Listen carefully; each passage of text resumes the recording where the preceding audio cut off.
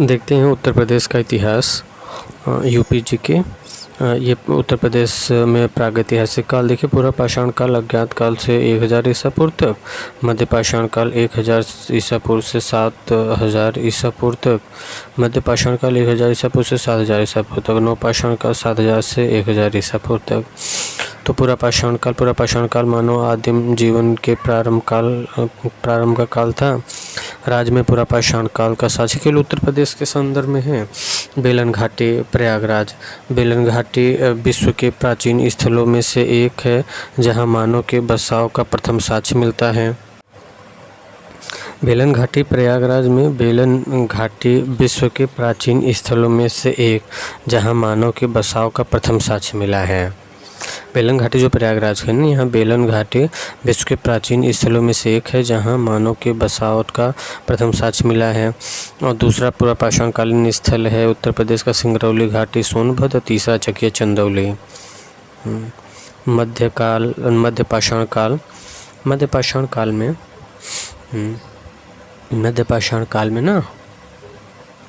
पाषाण काल में जो मिले हैं राज्य में मध्य पाषाण काल के प्रमुख स्थल है सराय नहर राय, महदहा, दमदमा, चौपानी, मांडव। मध्य पाषाण काल के सर्वाधिक साक्ष्य सराय नहर राय से प्राप्त हुए हैं। ये उत्तर प्रदेश के मध्य पाषाण कालीन स्थल हैं। सराय नहर राय से मिले हैं मध्य पाषाण काल के जो साक्ष्य मिले हैं यूपी से, सराय नहर राय, महदहा, दमदमा, चौपानी, मांडव। और मध्य पाषाण काल के सर्वाधिक साक्ष्य सराय नहर राय से प्राप्त हुए हैं। ठीक है, सराय नहर राय से ना 15 समाधान मिले हैं। सराय नहर राय प्रतापगढ़ में है। इसके साक्ष्य जो सराय नहर के साक्ष्य मिले हैं प्रतापगढ़ का जो है झोपड़ी का फर्श मिला है। मतलब झोपड़ी का फर्श, अस्थायी निवास स्थल के अवशेष 11 शवाधान जिनमें कंकालों की संख्या 14 नहीं, सराय नहर में 15 शवाधान मिले, 14 नहीं 15 शवाधान हैं। और जिनके मृतक का सिर पश्चिम की ओर है, ये 14 नहीं 15 है।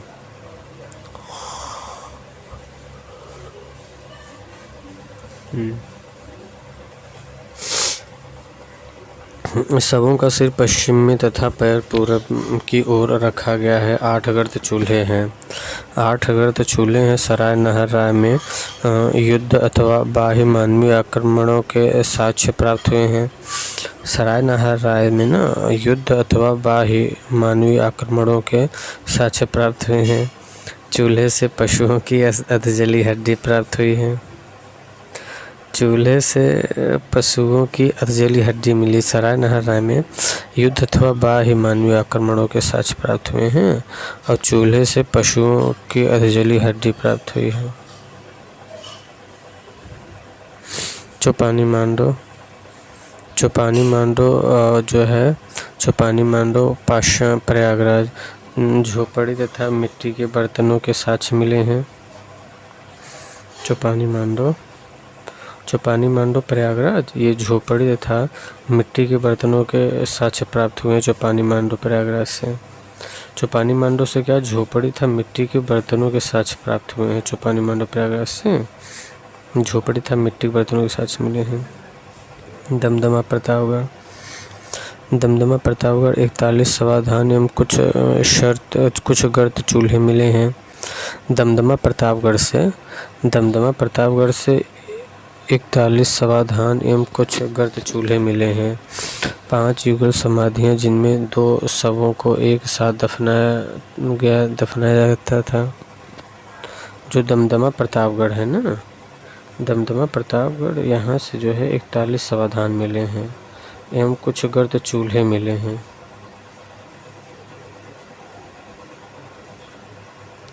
5 युगल समाधि जिनमें 2 शवों को एक साथ दफनाया गया था। दमदमा प्रतापगढ़ यहाँ पे 41 समाधान एवं कुछ गर्त चूल्हे मिले हैं और 5 युगल समाधियाँ मिले यहाँ से जिनमें 2 शवों को एक साथ दफनाया गया था। प्रयागराज के निकट लिखाइया नामक शिलान्यास से मिला है सर्वाधिक 17 मानव कंकाल तंत्र प्राप्त हुए हैं। प्रयागराज के निकट लेखैया जो है ना, ये मिर्ज़ापुर में है। नामक शिलाशय से सर्वाधिक 17 समाधान मिले हैं। लेखैया मिर्ज़ापुर में है। महदहा प्रतापगढ़, देखिए दमदमा प्रतापगढ़ में है, महदहा प्रतापगढ़ में है, चौपानी मांडो प्रयागराज में है, और सराय नहरा भी प्रतापगढ़ में। सराय नहरा प्रतापगढ़ में, और दमदमा प्रतापगढ़ में, महदहा प्रतापगढ़ में। युगल समाधियाँ मिली हैं जिनमें पुरुष व स्त्रियों को एक साथ दफनाया जाता था। महदहा प्रतापगढ़ में हड्डी से वस्त्र आभूषण प्राप्त हुए हैं। हड्डी से वस्त्र आभूषण प्राप्त हुए हैं। नवपाषाण कालीन स्थल, नवपाषाण कालीन स्थल भारतीय उपमहाद्वीप में प्राचीनतम नवपाषाणिक बस्ती मेहरगढ़ पाकिस्तान के बलूचिस्तान प्रांत में पाई जाती हैं। भारतीय उपमहाद्वीप में प्राचीनतम नवपाषाणिक बस्ती मेहरगढ़ पाकिस्तान के बलूचिस्तान प्रांत में मानी जाती है। नवपाषाण कालीन स्थल भारतीय उपमहाद्वीप में प्राचीनतम नवपाषाणिक बस्ती मेहरगढ़ पाकिस्तान के बलूचिस्तान प्रांत में मानी जाती है। जो नवपाषाण कालीन स्थल है ना, ये भारतीय उपमहाद्वीप में प्राचीनतम नवपाषाणिक बस्ती मेहरगढ़ पाकिस्तान के बलूचिस्तान प्रांत में मानी जाती है।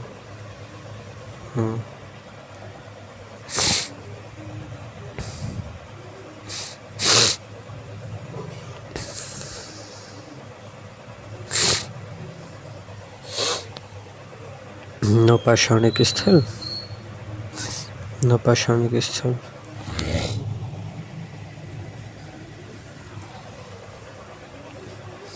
नवपाषाणिक स्थल प्रदेश में नवपाषाणिक स्थल जो है कोलढीवा, महगढ़ा एवं पंचोह, बेलन, नदी घाटी, प्रयागराज। प्रदेश में जो नवपाषाणिक स्थल है, नवपाषाणिक स्थल जो भारतीय उपमहाद्वीप में प्राचीनतम नवपाषाणिक बस्ती मेहरगढ़ पाकिस्तान में बलूचिस्तान प्रांत में पाई जाती है। प्रदेश में नवपाषाणिक स्थल कोलढीवा, महगढ़ा एवं पंचोह, बेलन, नदी घाटी में, प्रयागराज में। प्रदेश में नवपाषाणिक स्थल जो है कोलढीवा से, महगढ़ा से एवं पंचोह, बेलन, नदी घाटी, प्रयागराज में।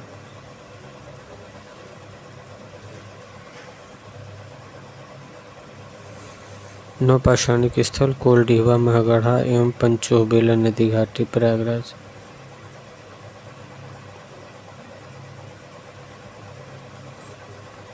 कोलढीवा, महगढ़ा एवं पंचोह, बेलन, नदी घाटी, प्रयागराज नवपाषाणिक स्थल है ना।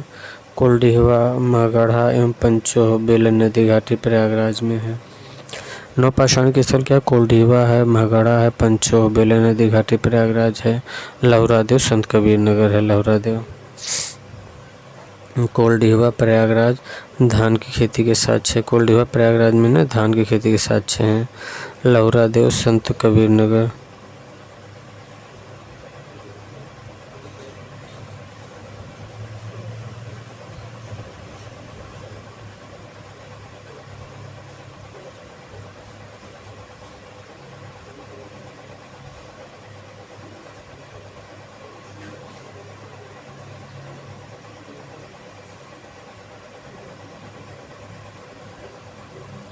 लहुरादेव संत कबीर नगर में है। प्रदेश में नवपाषाणिक स्थल जो है ना, कोलढीवा है, महगढ़ा है, पंचोह है। पंचोह, बेलन, नदी घाटी, प्रयागराज में है। नहीं, ये तीनों कोलढीवा, महगढ़ा एवं पंचोह जो है बेलन घाटी, ये प्रयागराज में है। लहुरादेव संत कबीर नगर में सब नवपाषाणिक स्थल हैं। कोलढीवा प्रयागराज से धान की खेती के साक्ष्य मिले हैं, और लहुरादेव संत कबीर नगर से भी धान के साक्ष्य मिले हैं। भारतीय उपमहाद्वीप में कृषि प्राचीनतम स्थल के रूप में स्वीकार किया जाने लगा। यहाँ धान की खेती के साक्ष्य में जो लहुरादेव है संत कबीर नगर का, भारतीय उपमहाद्वीप में कृषि के प्राचीनतम स्थल के रूप में स्वीकार किया जाने लगा। आदि ऐतिहासिक काल, उत्तर प्रदेश में इस काल के महत्वपूर्ण पुरास्थल मेरठ और सहारनपुर में प्राप्त हुए हैं। उत्तर प्रदेश में इस काल के महत्वपूर्ण पुरास्थल मेरठ और सहारनपुर में प्राप्त हुआ है। आलमगीरपुर। आलमगीरपुर जनपद मेरठ। जनपद मेरठ। आलमगीरपुर ना ये कहाँ है? मेरठ में है। सिंधु घाटी सभ्यता का सबसे पूर्वी स्थल है आलमगीरपुर। सिंधु घाटी सभ्यता का सबसे पूर्वी स्थल है आलमगीरपुर।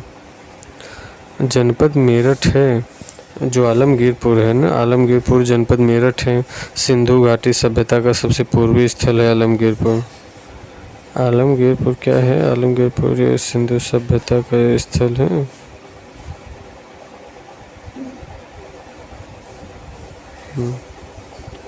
आलमगीरपुर मेरठ में है। सिंधु घाटी की सभ्यता का सबसे पूर्वी स्थल है। यह नदी यमुना की सहायक नदी हिंडन के बाएं तट पर स्थित है। आलमगीरपुर इसकी खोज भारत सेवक समाज द्वारा तथा 1958 में यज्ञदत्त शर्मा ने किया था। आलमगीर की खोज ना किसने किया था? यज्ञदत्त शर्मा ने किया था 1958 में। इसके साक्ष्य यहाँ से साक्ष्य जो मिले हैं आलमगीरपुर मेरठ से, रोटी बेलने की चौकी मिली है, कटोरा के छोटे छोटे टुकड़े मिले हैं, मिट्टी के बर्तन मिले हैं, गिलहरी अमोर चित्रों से युक्त मृदभांड मिले हैं। हुलास जनपद सहारनपुर में। हुलास जनपद सहारनपुर में है। साक्ष्य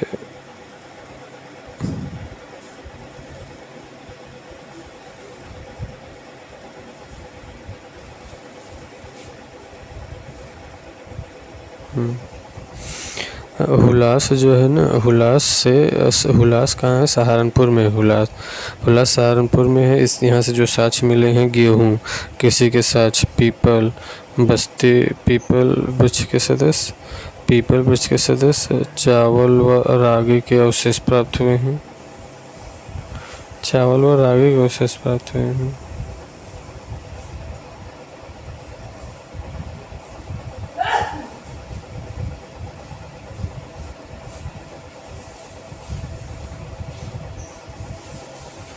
हुलास से चावल और रागी की साक्ष्य मिले हैं। यहाँ से हुलास से ना गेहूं के कृषि के साक्ष्य मिले हैं, पीपल वृक्ष के साक्ष्य मिले हैं। हुलास से गेहूं के कृषि के साक्ष्य, पीपल वृक्ष के साक्ष्य, चावल और रागी के अवशेष मिले हैं। हुलास से सहारनपुर में है। और मांडी मुजफ्फरनगर में है। मांडी कहाँ? मुजफ्फरनगर में है। मांडी मुफ्त में ले जाओ। मानपुरा बुलंदशहर में है। मेरा मान बुलंद है। मानपुरा बुलंद में है। कैराना शामली। बड़ा गांव बागपत है। कैराना शामली।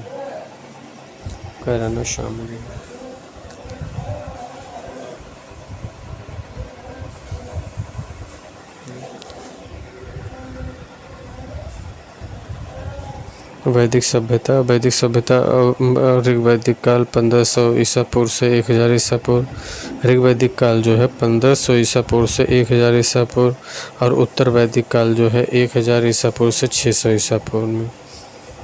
वैदिक सभ्यता जो है ये ऋग्वैदिक काल है 1500 से 1000 ईसा पूर्व,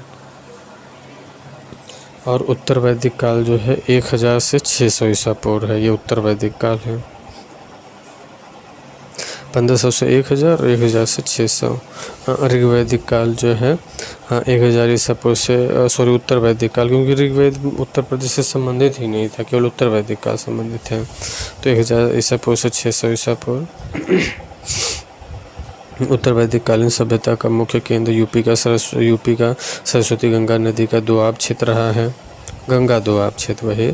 महाजनपद ये बौद्ध ग्रंथ के अंगुत्तुर निकाय था। जैन धर्म के भगवती सूत्र के अनुसार 6वीं शताब्दी ईसा पूर्व में संपूर्ण उत्तर भारत 16 बड़े राज्यों महाजनपदों में विभाजित था। 16 महाजनपदों में से 8 महाजनपद यूपी में स्थित थे, गंगा यमुना दोआब में। और देख लेते हैं कुरु की वर्तमान स्थिति मेरठ दिल्ली थानेश्वर है। कुरु का वर्तमान मेरठ दिल्ली थानेश्वर वाला भाग राजधानी इंद्रप्रस्थ थी।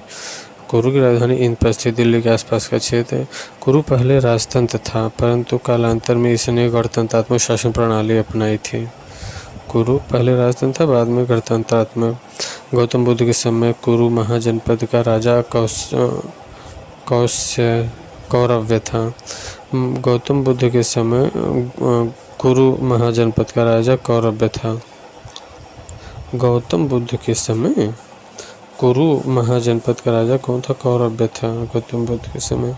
और पांचाल की स्थिति बरेली, बदायूं, फर्रुखाबाद का क्षेत्र, उत्तरी पांचाल अधिक्षेत्र बरौली जिले का अधिवास।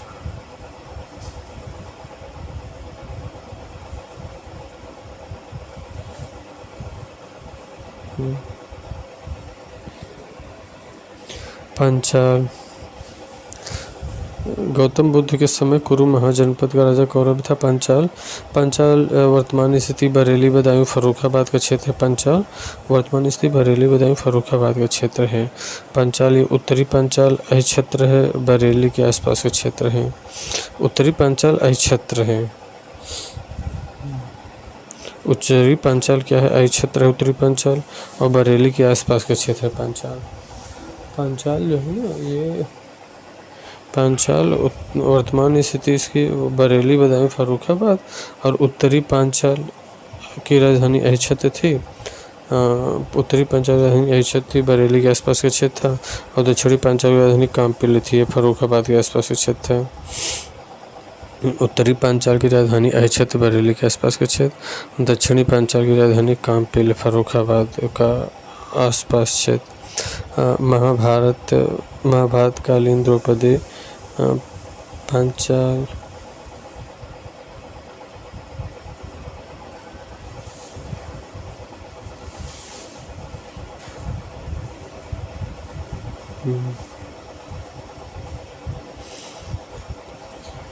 पांचाल जो हो गया, ये महाभारत में द्रौपदी पांचाल की राजकुमारी थी। द्रौपदी कहाँ की थी? पांचाल की राजकुमारी थी। और ये वर्तमान बरेली, बदायूं, फर्रुखाबाद क्षेत्र है। उत्तरी पांचाल अधिक्षेत्र बरेली के आसपास का, और दक्षिण पांचाल कामपिल्ली, ये फर्रुखाबाद के आसपास क्षेत्र।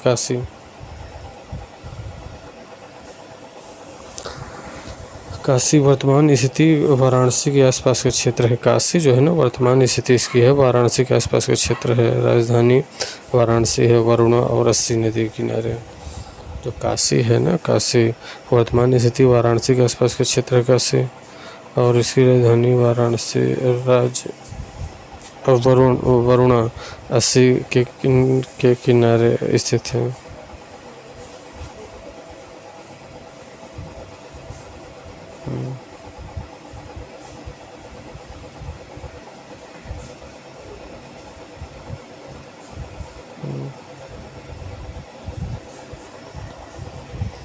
काशी वर्तमान स्थिति वाराणसी के आसपास का क्षेत्र है। इसकी राजधानी वाराणसी जो है ना, वरुणा और अस्सी से वाराणसी बना है। वरुणा अस्सी नदी किनारे स्थित है वाराणसी जो है ना, वरुणा और अस्सी नदी किनारे, इसी से वाराणसी का नाम वाराणसी क्यों पड़ा? इन नदियों के नाम पे पड़ा, क्योंकि ये वरुणा और अस्सी नदियों के किनारे स्थित है वाराणसी, तो वरुणा प्लस अस्सी वाराणसी। काशी का प्रथम उल्लेख अथर्ववेद में मिलता है। वह प्रारंभ में काशी एक शक्तिशाली राज्य था। महाभारत के अनुसार काशी की स्थापना राजा दिवोदास ने की थी। काशी की स्थापना राजा दिवोदास ने किया था, और ब्रह्मदत्त सबसे शक्तिशाली शासक था। काशी के अविमुक्त क्षेत्र अभिधाम भी कहा जाता है। काशी को अविमुक्त क्षेत्र अभिधाम भी कहा जाता है। काशी एक प्रमुख व्यापारिक केंद्र था, जो घोड़ों के व्यापार के लिए, रेशमी सूती वस्त्रों के उद्योगों के लिए प्रसिद्ध था। ये काशी का प्रमुख जो व्यापारिक केंद्र था।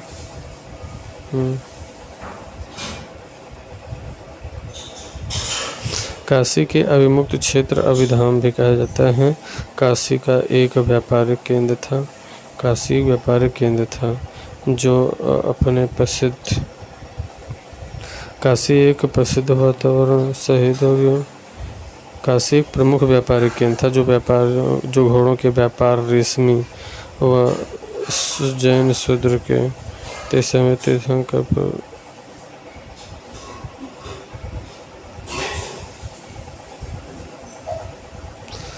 सूती वस्तु को अच्छा। ये काशी एक महत्वपूर्ण व्यापारिक केंद्र है जो घोड़ों के व्यापार, रेशमी वस्त्रोद्योग और सूती वस्त्रों उद्योगों के लिए प्रसिद्ध है। जैन धर्म के 23वें तीर्थंकर पर्वतनाथ के पिता अश्वसेन काशी के राजा थे। 23वें धर्म के 23वें तीर्थंकर पार्श्वनाथ के पिता अशोकसेन काशी के राजा थे।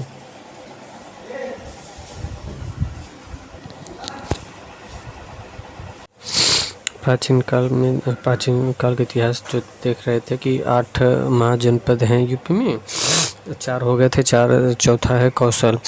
कौशल जो है वर्तमान स्थिति आधुनिक अवध का क्षेत्र है। अयोध्या, गोंडा, श्रावस्ती, बहराइच आदि है। राजधानी श्रावस्ती। पहचान सहित महेत से होता है। साकेत अयोध्या है।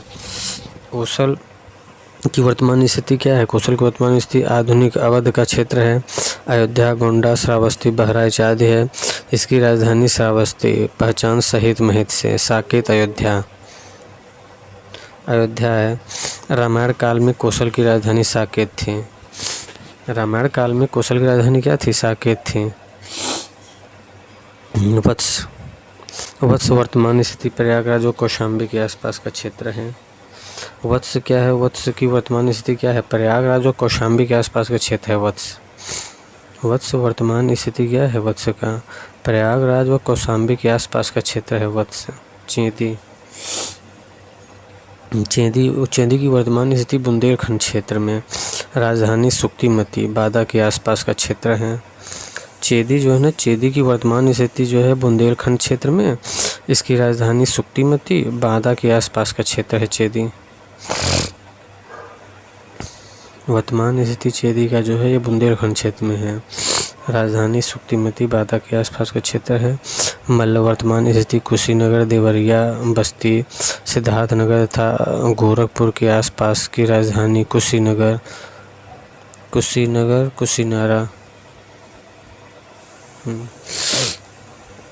मल्ल जो है ना, मल्ल की वर्तमान स्थिति कुशीनगर, देवरिया, बस्ती और सिद्धार्थनगर तथा गोरखपुर के आसपास का क्षेत्र है।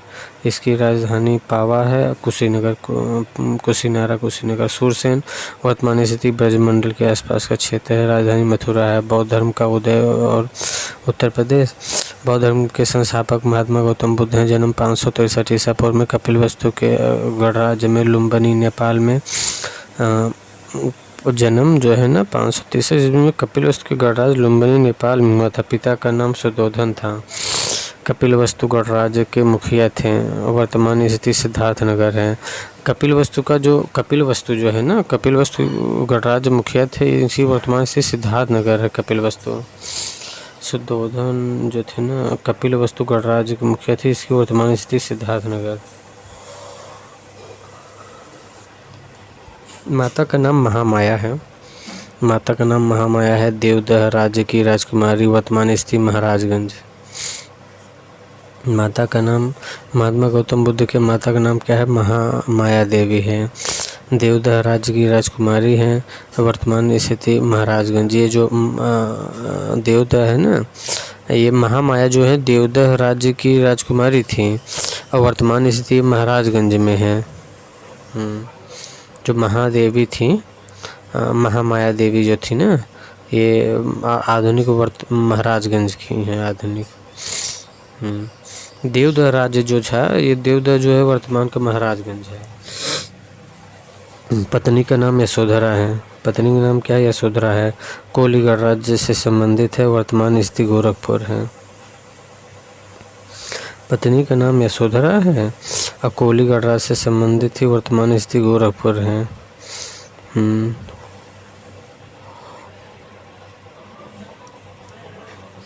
गौतम बुद्ध ने अपना प्रथम उपदेश सारनाथ धम्मचक्र प्रवर्तन। गौतम बुद्ध ने अपना प्रथम उपदेश सारनाथ में दिया। इसे को धम्मचक्र प्रवर्तन कहा गया। गौतम बुद्ध ने अपने सर्वाधिक उपदेश श्रावस्ती।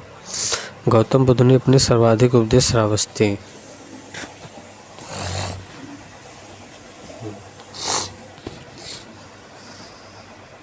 गौतम बुद्ध ने अपने सर्वाधिक उपदेश श्रावस्ती में दिए। उत्तर प्रदेश में राज्य को बौद्ध धर्म का पालना कहा जाता है। उत्तर प्रदेश में राज्य को बौद्ध धर्म का पालना कहा जाता है। महापरिनिर्वाण 483 ईसा पूर्व कुशीनगर। महापरिनिर्वाण 483 ईसा पूर्व कुशीनगर के हैं ये। उत्तर प्रदेश में बौद्ध स्थल। उत्तर प्रदेश में बौद्ध स्थल कपिलवस्तु। कपिलवस्तु इसकी पहचान वर्तमान सिद्धार्थनगर के रूप में की जाती है। बुद्ध के पिता शुद्धोधन यहाँ के शासक थे। कपिलवस्तु मतलब सिद्धार्थनगर। सारनाथ इसका प्राचीन नाम ऋषिपतनम था। इसका प्राचीन नाम ऋषिपतनम था। बुद्ध ने अपना प्रथम उपदेश यहीं दिया था सारनाथ में, जिसे धर्मचक्र प्रवर्तन कहते हैं। बुद्ध ने अपने बौद्ध संघ की स्थापना यहीं किया था, सारनाथ में है। कुशीनगर बुद्ध की यह परिनिर्वाण स्थली है। कुशीनगर यहाँ मल्लगढ़ राज्य वर्तमान कुशीनगर एवं देवरिया राजधानी थी। जो कुशीनगर है, कुशीनगर बुद्ध की परिनिर्वाण स्थली है।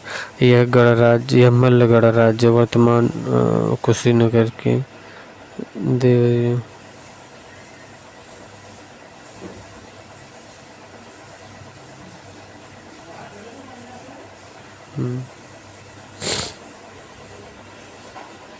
सारनाथ इसका प्राचीन नाम ऋषिपतनम था। बुद्ध ने अपना प्रथम उपदेश यहीं दिया था, जिसे धर्मचक्र प्रवर्तन कहते हैं। बुद्ध ने अपने बौद्ध संघ की स्थापना यहाँ की थी।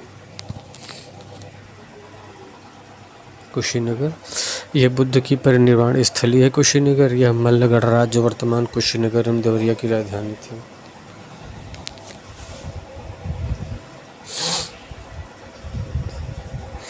बुद्ध की कुशीनगर जो है ये बुद्ध की परिनिर्वाण स्थली है। यह मल्लगढ़ राज्य वर्तमान कुशीनगर एवं देवरिया की राजधानी थी। कुशीनगर श्रावस्ती राप्ती नदी के तट पर स्थित यह नगर कौशल राज्य की राजधानी थी। श्रावस्ती। बुद्ध ने सर्वाधिक उपदेश यहीं दिए थे। रामग्राम इसकी पहचान वर्तमान गोरखपुर के रामगढ़ ताल के रूप में किया है। रामग्राम इसकी पहचान वर्तमान गोरखपुर के रामगढ़ ताल से के रूप में किया जाता है। जो रामग्राम है, रामग्राम इसकी पहचान वर्तमान गोरखपुर के रामगढ़ ताल के रूप में की जाती है। रामग्राम यह कोलीगढ़ राज्य की राजधानी थी। रामग्राम बुद्ध की पत्नी यशोधरा यहाँ की राजकुमारी थी।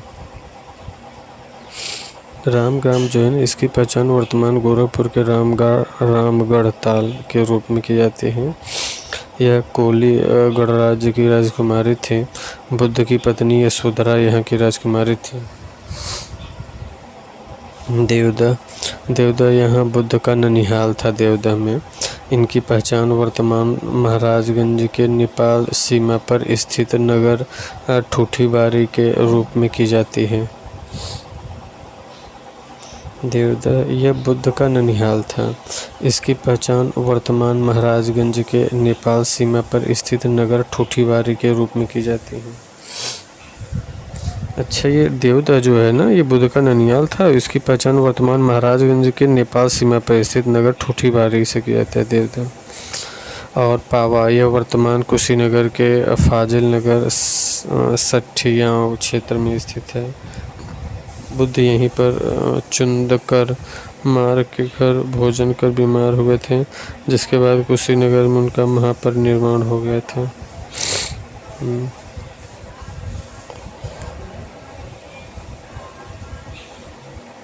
संस्थापक ऋषभदेव। संस्थापक ऋषभदेव, इसका जन्म अयोध्या में हुआ था। ऋषभदेव इनका जन्म अयोध्या में हुआ था। उज्जैन धर्म उत्तर प्रदेश में, जैन धर्म उत्तर प्रदेश। संस्थापक जैन धर्म संस्थापक ऋषभदेव हैं। इनका जन्म उत्तर प्रदेश में हुआ था। और दूसरे संस्थापक जो थे अजितनाथ का जन्म भी अयोध्या में हुआ था। और संभवनाथ का श्रावस्ती में हुआ था। ऋषभदेव का जन्म अयोध्या में, अजितनाथ का जन्म अयोध्या में, संभवनाथ का श्रावस्ती में, से शंभु से श्रावस्ती। और 29वें तीर्थंकर का पार्श्वनाथ का वाराणसी में हुआ। 23वें तीर्थंकर पार्श्वनाथ जन्म वाराणसी। ये पार्श्वनाथ के पिता अश्वसेन काशी के राजा थे। पार्श्वनाथ के पिता अश्वसेन काशी के राजा थे।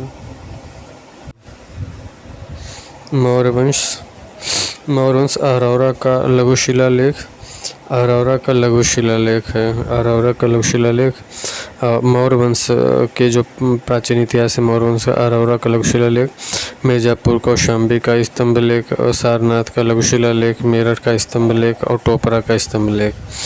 अरौरा लघु स्तंभ अरौरा का जो लघु शिलालेख है ना, अरौरा का लघु शिलालेख ये मिर्ज़ापुर कौशाम्बी का स्तंभ लेख है। अरौरा का लघु शिलालेख ये मिर्ज़ापुर में है। और कौशाम्बी का स्तंभ लेख, सारनाथ का लघु शिलालेख, मेरठ का स्तंभ लेख, टोपरा का स्तंभ लेख, ये सब मौर्य काल से मिला हुआ। अरौरा का लघु शिलालेख, मिर्ज़ापुर कौशाम्बी के स्तंभ लेख, सारनाथ का लघु शिलालेख, मेरठ के स्तंभ लेख, टोपरा स्तंभ लेख, ये सब मौर्यकालीन है। मेरठ का स्तंभ लेख तथा टोपरा का स्तंभ लेख को दिल्ली में फिरोज शाह तुगलक लेकर के आए थे। ये मेरठ का स्तंभ लेख तथा टोपरा स्तंभ लेख को, मेरठ के स्तंभ लेख को तथा टोपरा के स्तंभ लेख को दिल्ली फिरोज शाह तुगलक लेकर के आए थे। कौशाम्बी के स्तंभ लेख को इलाहाबाद के किले में अकबर ने स्थापित किया था। कौशाम्बी के स्तंभ लेख को इलाहाबाद के किले में अकबर ने स्थापित किया था।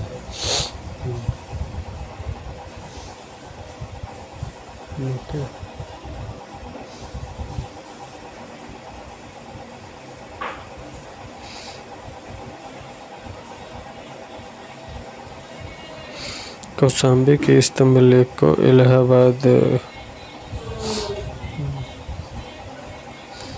कौशाम्बी के स्तंभ लेख को इलाहाबाद के ज़िले में अकबर ने स्थापित किया था। कौशाम्बी के स्तंभ लेख को इलाहाबाद के किले में अकबर ने स्थापित किया था। कौशाम्बी के स्तंभ लेख को इलाहाबाद के किले में अकबर ने स्थापित किया था। कौशाम्बी के स्तंभ लेख को इलाहाबाद के किले में अकबर ने स्थापित किया था। इसमें जहांगीर का भी उल्लेख है। कौशाम्बी के स्तंभ लेख को इलाहाबाद के किले में अकबर ने स्थापित किया था। इसमें जहांगीर का भी उल्लेख है। अशोककालीन पाषाण कलाकृतियाँ तथा शिलालेख के लिए चुनार मिर्ज़ापुर से बलुआ पत्थर लाया गया था। अशोककालीन पाषाण कलाकृतियों तथा शिलालेख के लिए चुनार मिर्ज़ापुर से बलुआ पत्थर लाया गया था। धमेक स्तूप, चौखंडी स्तूप व धर्मराज स्तूप सारनाथ में स्थित, जिनका निर्माण अशोक ने करवाया था। धमेक स्तूप, चौखंडी स्तूप, धमेक स्तूप, चौखंडी स्तूप व धर्मराज स्तूप सारनाथ में स्थित है, जिनका निर्माण अशोक ने करवाया था। धमेक स्तूप, चौखंडी स्तूप और धर्मराज स्तूप सारनाथ में स्थित, जिनका निर्माण अशोक ने करवाया था। अशोक का प्रयाग स्तंभ लेख, अशोक का प्रयाग स्तंभ लेख, अशोक का प्रयाग स्तंभ लेख अशोक की रानी कारुआकी द्वारा रानी का अभिलेख दान दिए जाने का उल्लेख है। अशोक का प्रयाग स्तंभ लेख जो है, अशोक का प्रयाग स्तंभ लेख ये अशोक की रानी कारुआकी द्वारा दान दिए जाने का उल्लेख है। अशोक का जो प्रयाग स्तंभ लेख है इनमें रानी का अभिलेख है और रानी के अभिलेख कारुआकी द्वारा दिए जाने का उल्लेख है। इसमें राजा कनिष्क ने अपनी द्वितीय राजधानी मथुरा को बनाया था। राजा कनिष्क ने अपनी राजधानी मथुरा को बनाया था। राजा कनिष्क ने अपनी द्वितीय राजधानी मथुरा को बनाया था। कनिष्क के समय कला की दो शैलियों मथुरा शैली तथा गांधार शैली का विकास हुआ। कनिष्क के समय कला की दो शैलियों मथुरा शैली तथा गांधार शैली का विकास हुआ था। उत्तर प्रदेश में गुप्तकालीन शिलालेख, स्तंभ लेख तथा अभिलेख बिलसड़ अभिलेख। उत्तर प्रदेश में गुप्तकालीन शिलालेख, स्तंभ लेख तथा अभिलेख। उत्तर प्रदेश में गुप्तकालीन शिलालेख, स्तंभ लेख तथा अभिलेख बिलसड़ अभिलेख एटा जिला जनपद में है। बिलसड़ अभिलेख एटा जनपद में है। बिलसड़ अभिलेख एटा जनपद में है। कुमारगुप्त के शासनकाल अभिलेख से प्राप्त हुआ है। बिलसड़ अभिलेख जो है ना एटा जनपद में है। कुमारगुप्त के शासन काल अभिलेख में प्राप्त हुआ है। कुमारगुप्त प्रथम के समय तक गुप्त वंश कार्य प्रणाली का जिक्र हुआ। बिलसड़ अभिलेख में ना कुमारगुप्त प्रथम के समय तक गुप्त वंश की कार्य प्रणाली को उल्लेख हुआ। बिलसड़ अभिलेख में एटा जनपद में मिला हुआ है। कुमारगुप्त के शासनकाल का प्रथम अभिलेख है और कुमारगुप्त प्रथम के समय तक गुप्त वंश की कार्य प्रणाली को उल्लेख है। गढ़वा अभिलेख प्रयागराज से मिला है। प्रयागराज जनपद की करछाना तहसील में स्थित है। यहाँ से कुमारगुप्त के 2 अभिलेख प्राप्त हुए हैं। गढ़वा के अभिलेख जो है प्रयागराज जनपद की करछाना तहसील में स्थित है, जहाँ से कुमारगुप्त के 2 अभिलेख प्राप्त हुए हैं। गढ़वा के अभिलेख जो है प्रयागराज जनपद की करछाना तहसील में स्थित है, जहाँ से कुमारगुप्त के 2 अभिलेख प्राप्त हुए हैं।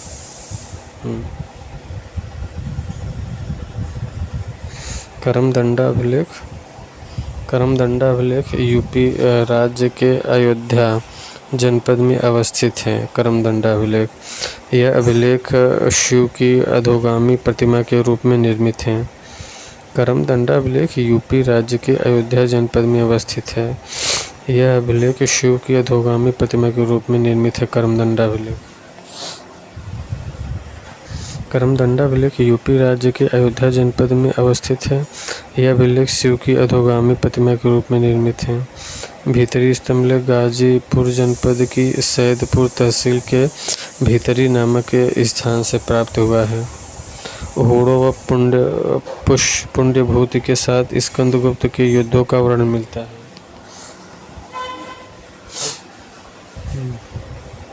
भीतरी स्तंभलेख जो है ना गाजीपुर जनपद की सैदपुर तहसील के भीतरी नामक स्थान से प्राप्त हुआ है। गाजीपुर से भीतरी स्तंभ सैदपुर तहसील से भीतरी से मिले, जो होड़ों व पुष्यभूति के साथ स्कंदगुप्त के युद्धों का वर्णन मिलता है। कहोम स्तंभलेख गोरखपुर जनपद के कहोम नामक स्थान पर स्थित है। कहोम स्तंभ जो है गोरखपुर जनपद के कहोम नामक स्थान पर स्थित है। मद्र नामक व्यक्ति ने 5 जैन तीर्थंकरों की प्रतिमा के निर्माण का उल्लेख मिलता है। अच्छा, कहोम स्तंभलेख गोरखपुर जनपद के कहोम नामक स्थान पर स्थित है। मद्र नामक व्यक्ति ने 5 जैन तीर्थंकरों की प्रतिमा के निर्माण का उल्लेख मिलता है। देवगढ़ का दशावतार मंदिर ललितपुर है। देवगढ़ का दशावतार मंदिर ललितपुर शैली पंचायत शैली और बेतवा नगर के किनारे है।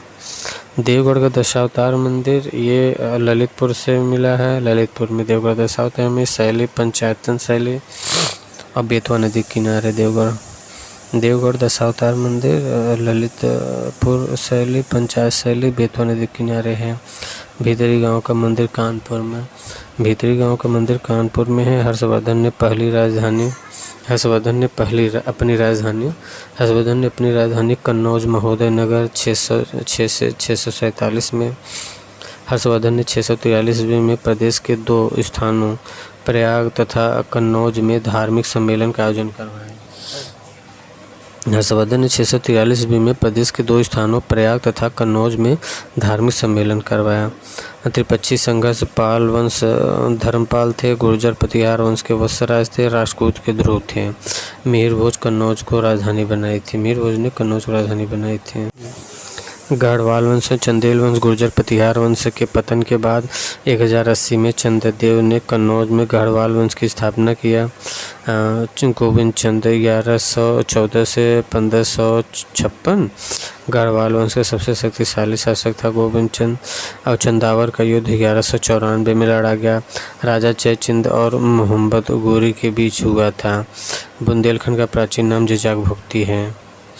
चंदावर के युद्ध 1194 में राजा जयचंद और मोहम्मद गौरी के बीच हुआ। मोहम्मद गौरी विजयी हुआ।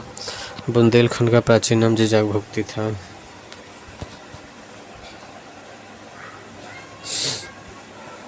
कनिष्क सारनाथ बौद्ध प्रतिमा अभिलेख की तिथि क्या है? 78 ईसा पूर्व है। 78 ईसा पूर्व कनिष्क सारनाथ। जैन तीर्थंकर पार्श्वनाथ निम्नलिखित स्थानों में से मुख्यतः किससे संबंधित है? वाराणसी से। जैन तीर्थंकर पार्श्वनाथ वाराणसी से संबंधित हैं। पार्श्वनाथ वाराणसी से हैं। मेरठ जनपद में आलमगीरपुर से प्राप्त पुरातत्वीय सामग्री प्रतिबिंबित करती है। आलमगीरपुर से ना ये हड़प्पा की संस्कृति भी मिलती है वहाँ से। वैदिक संस्कृति नहीं मौर्य नहीं गुप्त नहीं, सिंधु सभ्यता का सबसे पूर्वी स्थल जो है आलमगीर ही है। धर्मचक्र प्रवर्तन किया गया। धर्मचक्र प्रवर्तन सारनाथ में किया गया। धर्मचक्र प्रवर्तन किया गया सारनाथ में। धर्मचक्र प्रवर्तन सारनाथ में। आदिनाथ वृषभ, आदि वृषभ, मल्लीनाथ जल कलश, मल्लिका जल लाती है कलश भर के। पार्श्वनाथ सर्प है और संभव है कि वह अश्व से चले। हर्षवर्धन ने 2 महान धार्मिक सम्मेलनों का आयोजन कहाँ किया? कन्नौज प्रयागराज में। हर्षवर्धन ने 2 महान धार्मिक सम्मेलनों का आयोजन कहाँ किया था? कन्नौज और प्रयाग में किया था। हर्षवर्धन ने 2 महान धार्मिक सम्मेलनों का आयोजन कहाँ किया था? कन्नौज और प्रयाग में किया था। हर्षवर्धन ने 2 महान धार्मिक सम्मेलनों का आयोजन। कुशीनारा वर्तमान कुशीनगर किसकी राजधानी? मल्लों की राजधानी है। कुशीनारा जो वर्तमान कुशीनगर है किसकी राजधानी थी? मल्लों की राजधानी थी कुशीनारा। महात्मा बुद्ध की महापरिनिर्वाण कहाँ हुआ था? कुशीनारा में हुआ था। महात्मा बुद्ध की महापरिनिर्वाण कुशीनारा। महात्मा बुद्ध का महापरिनिर्वाण कहाँ हुआ था? कुशीनारा में महापरिनिर्वाण। महात्मा बुद्ध का जन्म कहाँ हुआ था? लुम्बिनी में हुआ था। महात्मा बुद्ध का जन्म कहाँ हुआ था? लुम्बिनी।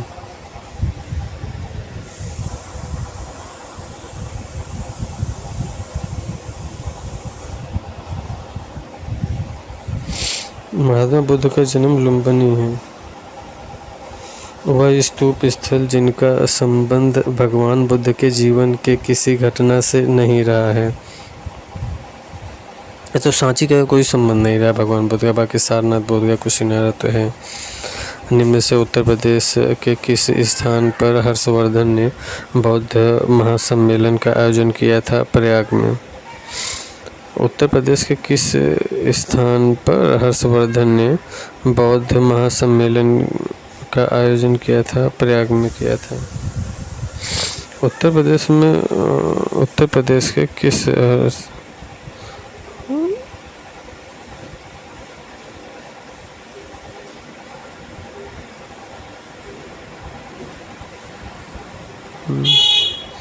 निम्न में से उत्तर प्रदेश के किस स्थान पर हर्षवर्धन ने बौद्ध महासम्मेलन का आयोजन किया था? तो प्रयाग में। गौतम बुद्ध ने उत्तर प्रदेश में अपना पहला उपदेश दिया था। सारनाथ में पहला उपदेश दिया था गौतम बुद्ध ने। निम्नलिखित में से किस शैलकृत गुफा में 11 सिरों के बोधिसत्व का अंकन है? कन्हेरी में। कन्हेरी में ना, कन्हैया है भगवान, तो कन्हैया के 11 सिर तो होगा, जिनमें चाहे 11-12 सब कर लेंगे। सतसहस्ती संहिता उपनाम निम्नलिखित में से किस ग्रंथ का है? महाभारत का नाम है सतसहस्ती संहिता। महर्षि वेदव्यास ने इसकी रचना की। और महर्षि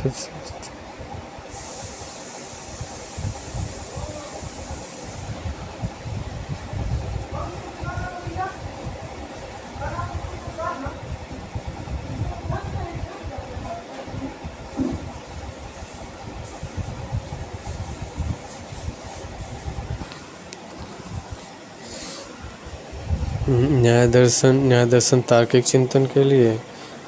देखिए, आप यदि न्याय करना चाहते हैं ना, तो आपके पास तर्क होना चाहिए। आप यदि किसी के साथ न्याय करना चाहते हैं तो आपके पास तर्क होना चाहिए।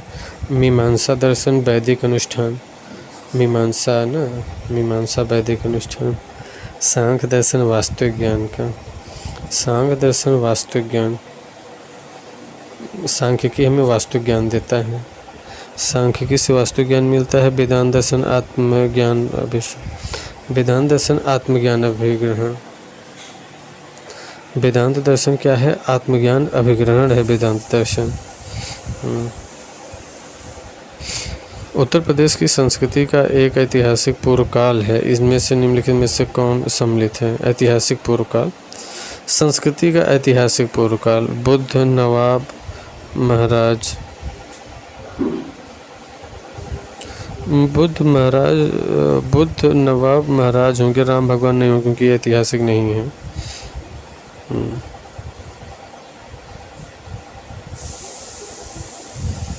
देखिए बुद्ध होंगे,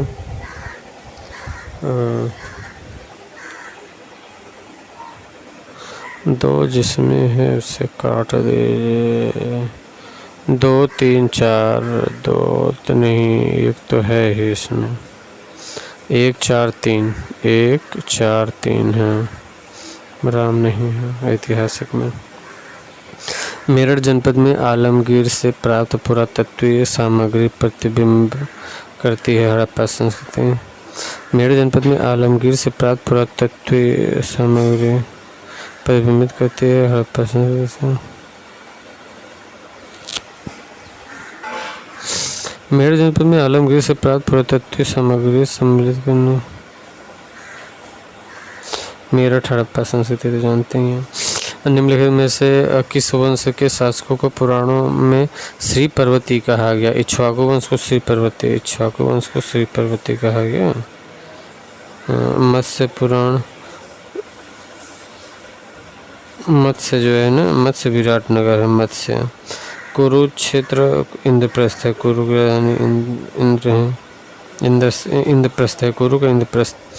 सूरसेन का मथुरा, सूरमाथुर, सूरसेन का मथुरा है सूरमाथुर।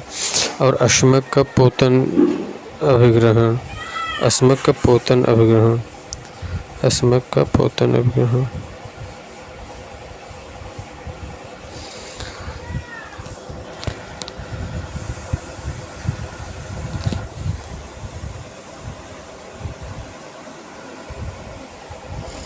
बालू हरियाणा, हरियाणा से बालू आता है। मांडा जम्मू कश्मीर, मांडा जम्मू कश्मीर। पाडरी गुजरात, पाटगुज। हुलास उत्तर प्रदेश का तो फेमस है, सहारनपुर का हुलास उत्तर प्रदेश है। पाडरी गुजरात का पाटगुज। मांडा जम्मू कश्मीर में मांडा। और बालू जो है हरियाणा में है बालू।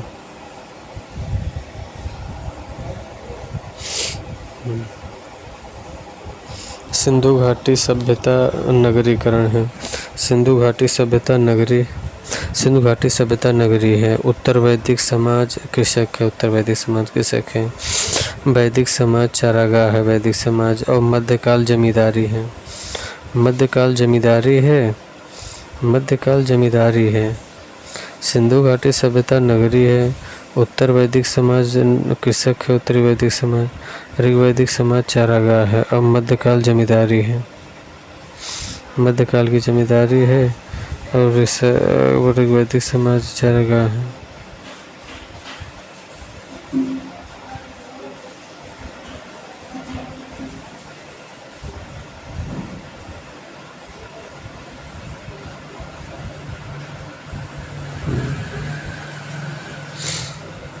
हड़प्पा सभ्यता का स्थल भारत, हड़प्पा सभ्यता स्थल मांडी भारत के किस राज्य में है? उत्तर प्रदेश में है, मांडी मुजफ्फरनगर में है।